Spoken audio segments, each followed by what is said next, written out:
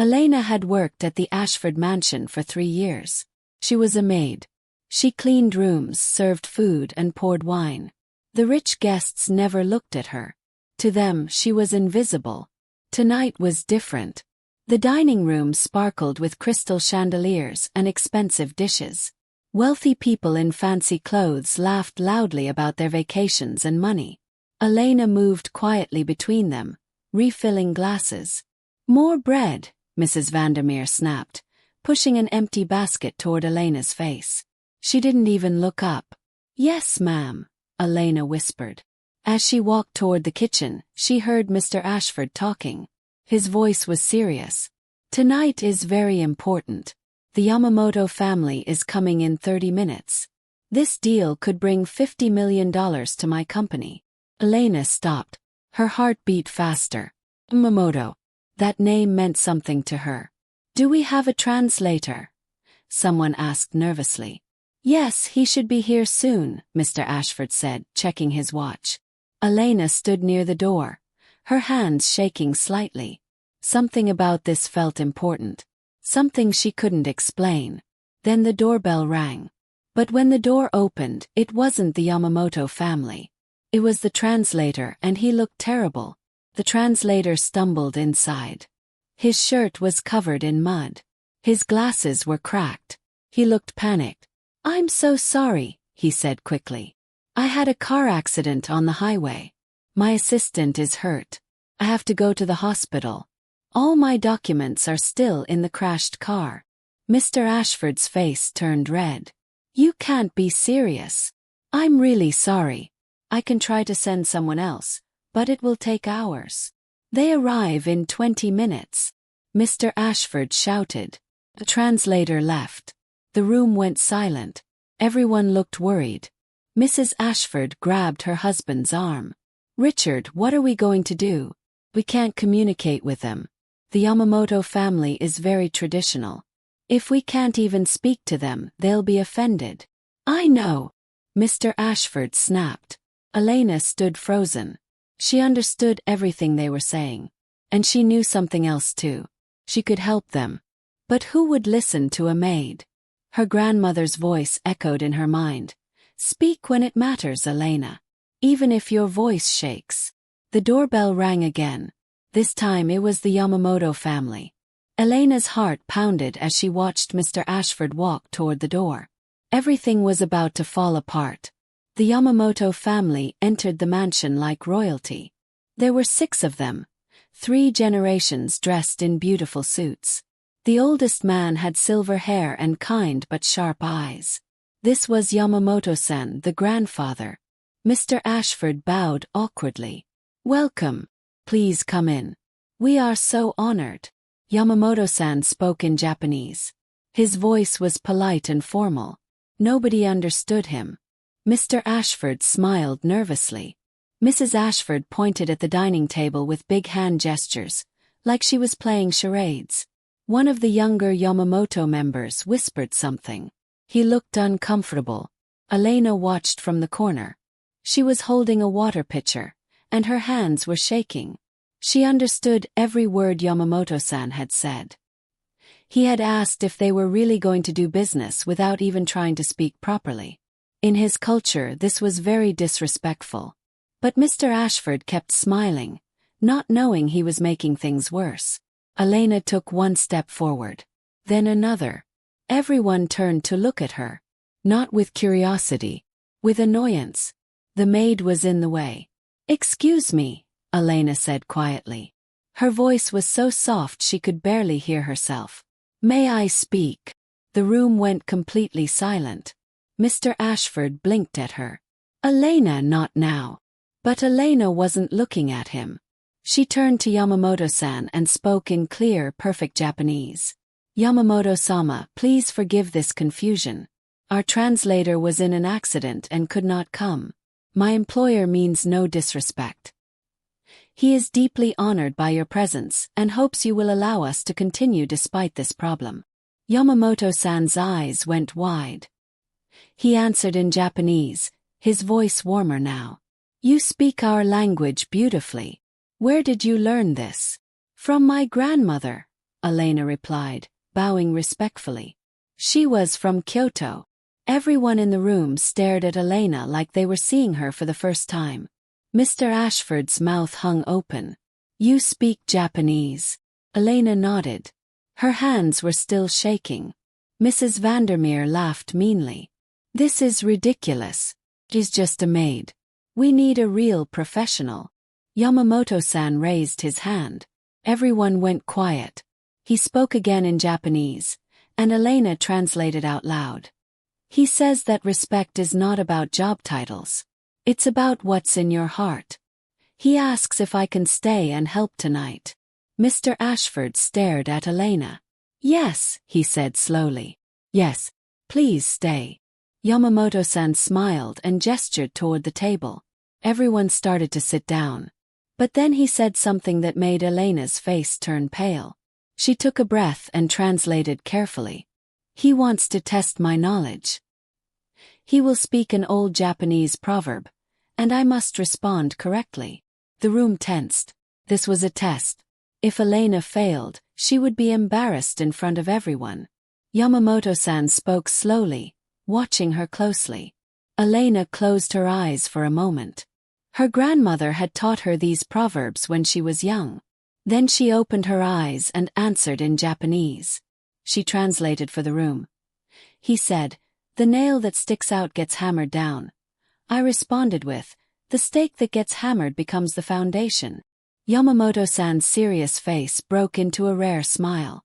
He nodded with approval and spoke again. Elena's voice shook as she translated. "He says I was taught well. He asks who my grandmother was." Her throat felt tight. "Hana Takahashi. She came to America in 1952. Yamamoto-san sat back in his chair. He looked emotional. He spoke for a long time, his voice gentle. Elena translated, her eyes filling with tears. "He says the Takahashi family was well known in Kyoto. Respected. He wonders why someone from such a good family works as..." She trailed off. "As a maid." Mr. Ashford finished quietly. His face turned red. Yamamoto-san spoke again. His voice firm but kind. Elena translated, wiping her eyes. "He says that dignity is not about what job you do. It's about how you do it. And tonight, I have shown more dignity than anyone at this table." Mrs. Vandermeer looked like she had tasted something sour. Mr. Ashford cleared his throat. "Elena, please. Sit with us." Elena hesitated. A maid sitting at the Ashford family's dinner table. Felt impossible. But Yamamoto-san gestured to the chair beside him. It was both an invitation and a command. She sat down. For the next 2 hours, Elena translated everything. But she did more than just repeat words. When Mr. Ashford accidentally said something that sounded rude in Japanese, Elena softened it. When Yamamoto-san used a phrase about cherry blossoms that nobody understood, she explained it beautifully. She became the bridge between two worlds. Then the conversation turned to business. Yamamoto-san's son-in-law pulled out a thick contract written completely in Japanese. Mr. Ashford's lawyer looked panicked. "I can't read this." Elena read the document carefully. Her heart sank. "There's a clause hidden here," she said. "It says Ashford Industries must buy all materials only from Yamamoto suppliers, at 40% higher prices." The room went cold. Mr. Ashford turned to Yamamoto-san. "Is this true?" Yamamoto-san's face didn't change. He spoke calmly, and Elena translated, her voice steady despite her fear. "He says most translators miss that clause. It has been in his contracts for 30 years. It is a test. Most American businessmen sign without reading carefully. They think trust means not asking questions. He says those partnerships never last." Mr. Ashford let out a long breath. Yamamoto-san turned to Elena and spoke directly to her. His words were gentle. Elena translated, tears in her eyes. "He says I did something rare. I didn't hide the truth to protect my employer. But I also didn't expose it in a way that would embarrass him. I showed balance and honor." Yamamoto-san reached into his jacket. He pulled out a small folded piece of paper and handed it to Elena. She opened it carefully. Her breath caught in her throat. It was an old photograph. A young woman in a traditional kimono stood next to a cherry blossom tree, smiling. "That's," Elena whispered. "That's my grandmother." Yamamoto-san spoke softly. Elena's voice broke as she translated. "He says that my grandmother once saved his younger sister's life. And tonight, he has finally repaid that debt." Yamamoto-san continued speaking, his voice full of emotion. Elena wiped her tears and translated. "In 1963, his sister got lost in San Francisco. She was young and spoke no English. She was terrified and alone. My grandmother found her. She took her into her home, fed her, and helped her contact her family in Japan. His sister came home safely because of Hana Takahashi's kindness." Elena pressed the photograph to her chest. Her grandmother had never told her this story. Yamamoto-san kept talking. "He says when he learned the Ashford family employed someone with my grandmother's last name, he insisted on this meeting. He wanted to see if the kindness had been passed down through the family." Mr. Ashford looked at Elena with something like shame on his face. Yamamoto-san spoke again, more firmly now. Elena translated through her tears. "He says that tonight he saw that the contract has changed. My grandmother's kindness lives in me. And because of that, he will remove the unfair clause from the contract. This partnership will be built on real trust, not tricks." The Yamamoto family stood and bowed deeply. Elena bowed even deeper, the way her grandmother had taught her. Mrs. Vandermeer sat in stunned silence. Mr. Ashford stood up. His voice was serious. "Elena, I need to speak with you. Privately. Now." In Mr. Ashford's private study, Elena stood in her maid's uniform. Mr. Ashford paced back and forth. "You saved this deal," he finally said. "You saved my entire company." "I only did what was needed, sir," Elena said quietly. "No." He stopped walking and looked at her. "You did what I should have done. I've employed you for 3 years. 3 years. And I didn't even know you spoke Japanese. I didn't know your grandmother's story. I didn't know anything about you. I didn't see you." Elena said nothing.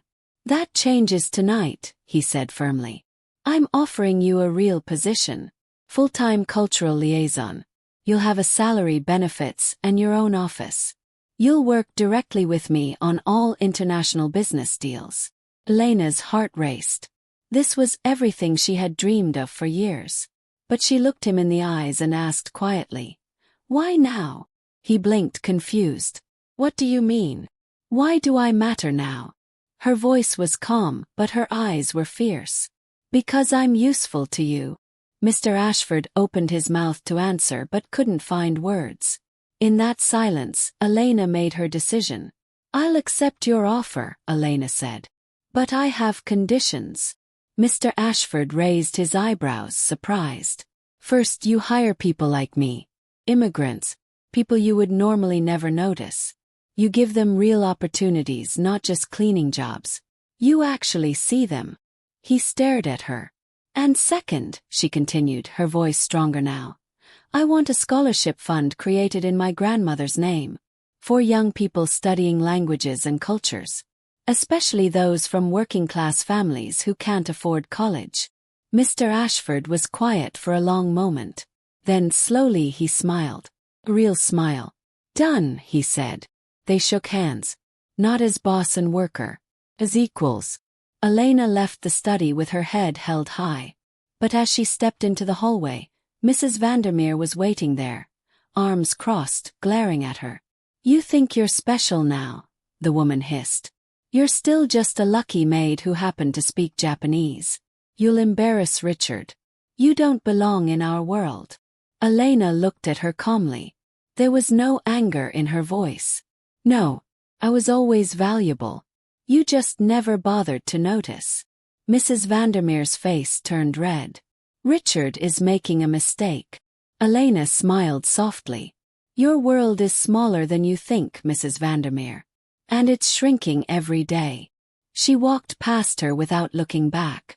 The next morning, Elena arrived at Ashford Industries wearing a professional suit, not her maid's uniform. She carried a briefcase her grandmother had once owned. People stared as she walked through the halls. Some whispered. A few smiled. Two of her former colleagues from the cleaning staff hugged her and cried happy tears. Mr. Ashford called a company-wide meeting. Everyone gathered in the main conference room. I want to introduce someone, Mr. Ashford announced. This is Elena Takahashi, our new Director of Cultural Affairs. She will lead all our international partnerships from now on.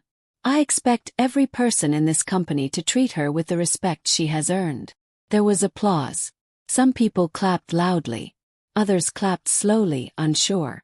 But it was real. Elena's new office had a window with a view of the city.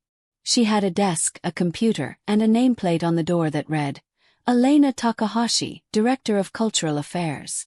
She stood in the doorway for a moment, letting it sink in. That afternoon her phone rang. It was her first official assignment. A business delegation from South Korea was coming next week. They needed her help. This time nobody would underestimate her. This time she was ready. 6 months passed. Elena was no longer invisible. She had negotiated deals with companies from Japan, Korea, Brazil, and Germany. She had earned respect not because of luck, but because of skill and hard work. But her most important work happened on weekends. One Saturday afternoon, Elena stood in front of 20 young people in a community center. It was in the same neighborhood where she had grown up. Some of the students were immigrants. Others were born in America but their parents weren't. All of them were hungry to learn. My grandmother used to say something, Elena began. She said, language is the bridge between worlds, but empathy is the foundation. She told them her story. Not like a fairy tale, like a map they could follow. You are not invisible, she said, looking each student in the eyes. You never were. The world just wasn't looking. So we're going to make them look.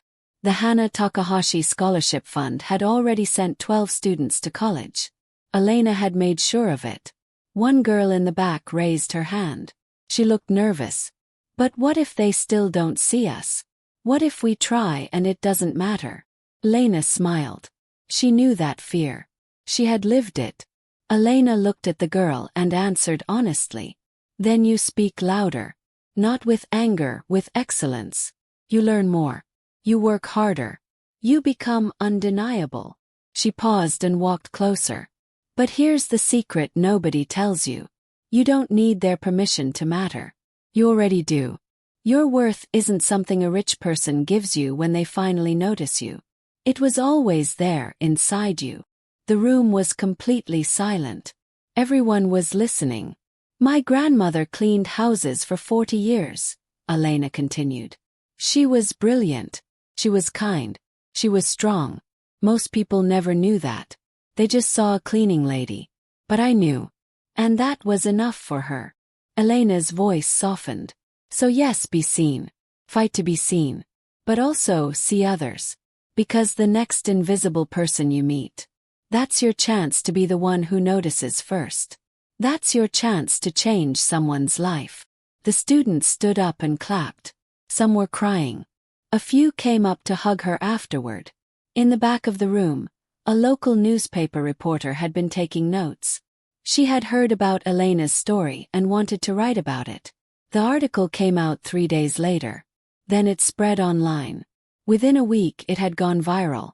The headline read, From Maid to Director. How one woman's grandmother changed everything. Suddenly, everyone wanted to talk to Elena. She was invited to speak at universities, at business conferences, on panels about immigration, workplace equality, and dignity. News stations interviewed her. Podcasts wanted her story. A publisher asked if she would write a book. But Elena's favorite moments were still the quiet ones. Sitting across from a young person who reminded her of herself, helping them see what she once couldn't see. That they were never really invisible. They were just waiting for the right moment to speak. And when that moment came, they had to be ready. One evening, Elena sat in her office looking at the photograph Yamamoto-san had given her. Her grandmother's face, forever young, smiling under the cherry blossoms. "I hope I made you proud, Grandma," she whispered. Her phone buzzed. It was a message from a student she had mentored. The girl had just been accepted to Harvard with a full scholarship. Lena smiled. Her grandmother would have loved this. The world was changing. Slowly, but it was changing. And Elena was part of that change. Not because someone gave her permission, but because she had finally given it to herself. A year after that dinner, Elena returned to the Ashford mansion. But this time, she wasn't wearing a maid's uniform. She was a guest. Mr. Ashford was hosting a celebration for the Hana Takahashi Scholarship Fund. 50 students had now received help going to college. The program was expanding to 3 more cities. Yamamoto-san was there too, visiting from Japan. He walked slowly now, but his eyes were still kind and sharp. He handed Elena another photograph. This one showed her grandmother and his sister together, both smiling. "Your grandmother gave my sister hope," he said in English, which he'd been practicing. "Now you give hope to many." Elena hugged him, tears streaming down her face. That night, she stood at the front of the room and gave a speech. She looked out at the crowd. Students, teachers, families, and even Mrs. Vandermeer, who sat quietly in the back. "My grandmother taught me that kindness is never wasted," Elena said. "It might take years, even generations, but it always comes back. Tonight is proof of that." He paused. "So to everyone who has ever felt invisible, your voice matters. And when you finally speak, make it count." The room erupted in applause. Elena closed her eyes and felt her grandmother's presence, warm and proud. The quiet maid had spoken. And the world had listened.